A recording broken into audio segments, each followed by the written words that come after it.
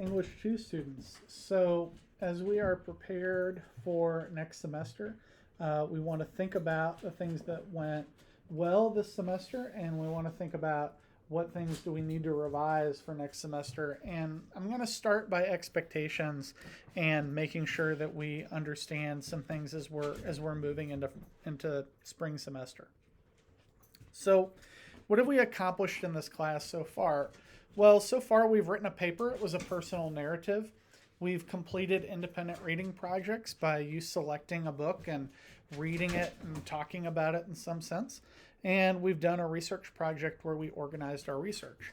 And if we're being perfectly honest with ourselves, which is what we need to do, most of us have not completed all three of these projects.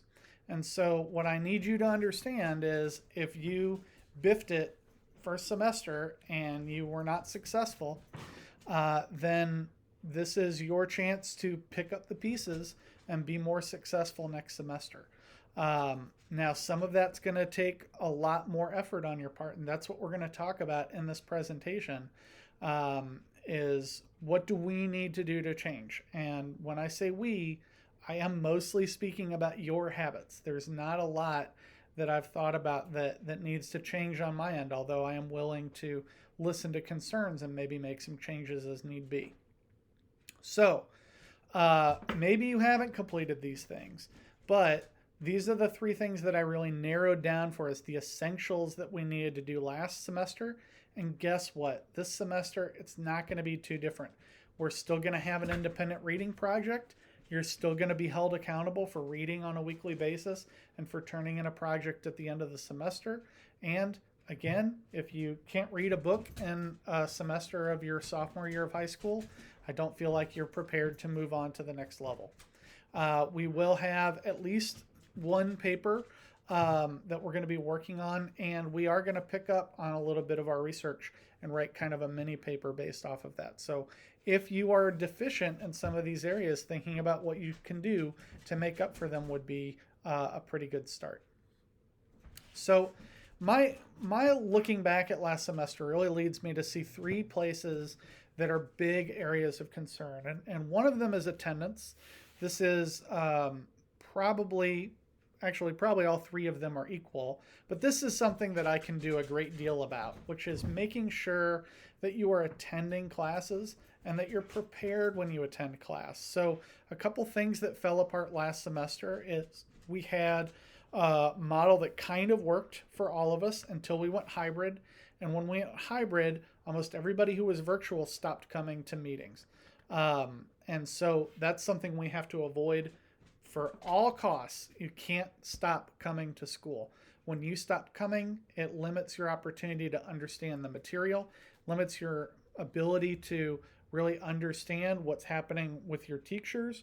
What I saw last semester was a lot of students who just kind of did the assignment that was in front of them with no real understanding of what else was going on in the class or where we were going with those assignments. And I think I saw that the most with something like vocab, where we just did vocab to try to do something when there were these bigger assignments that were way more important that we just wanted to avoid. And by not coming to class, you were able to really avoid me talking to you about the things that you needed to do. So we're going to cut that out.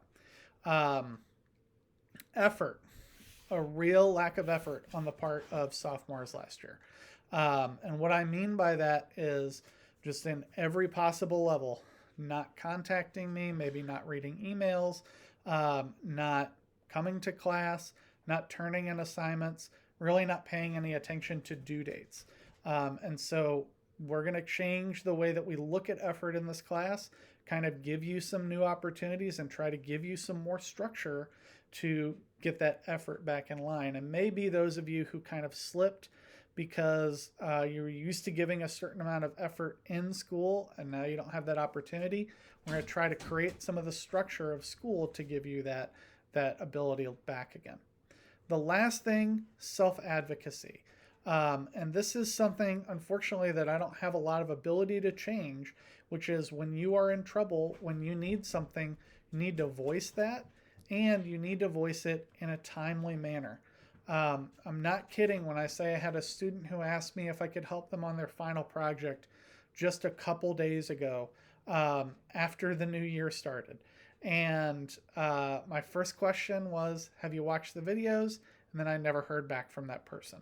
And so this becomes a problem, right? That even if you are willing to tell me, hey, I need help on something, if you're not willing to continue communicating with me, then we're not going to get the help that we need, right?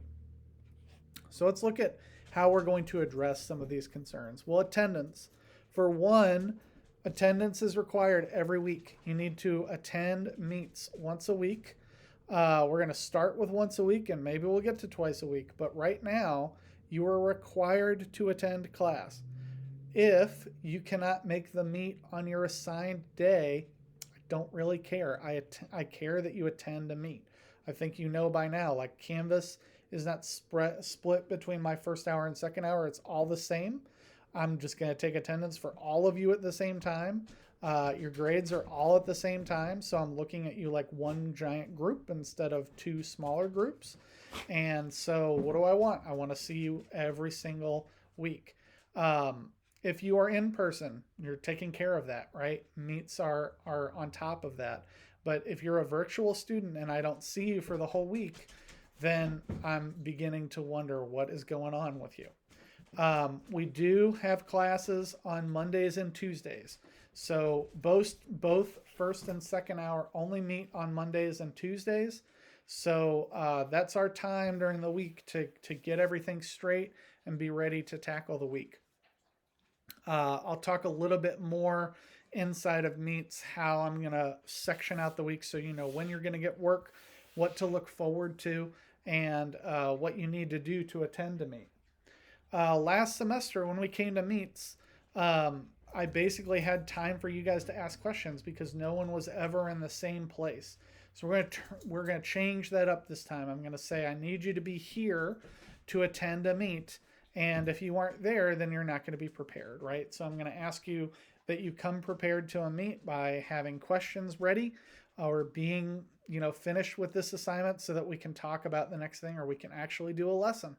One of the reasons I think we didn't show up to meets last time is because we didn't do a lot of lessons because, again, we weren't prepared for new learning by the time we got to a meet. So I was just trying to cover old stuff. We're going to be prepared by turning assignments in on time. I'm going to start being strict about when things are due, when I will not take them anymore, not even in my email. And that's going to help you because last semester what happened is it was always due. You could always turn it in. It was always able to be taken for credit. And so some people they let it pile on. We got to start fresh. We're on a new semester, so nothing is late. We got to start from the beginning by turning things in on time and getting that pattern of this is what's expected of me in my English class Monday, Tuesday, Wednesday, Thursday, Friday. Self-advocacy is unfortunately not something that I can do a lot about. That's something that you need to do a lot about. And I would encourage parents to do that too. So you're going to see from me a couple more maybe emails a week that are going to be directed to parents as well as you to try to get you and parents on the same page so that you guys are asking the right questions or thinking about the right things each week. And we're not going to be as disconnected as parents, students, and teachers. And so that's going to help you, I think, come up with some of the self-advocacy is to, make your parents even more aware of what's going on in class. The first thing I'm going to ask parents to do, become observers. Make sure that you can see everything that's going on in Canvas.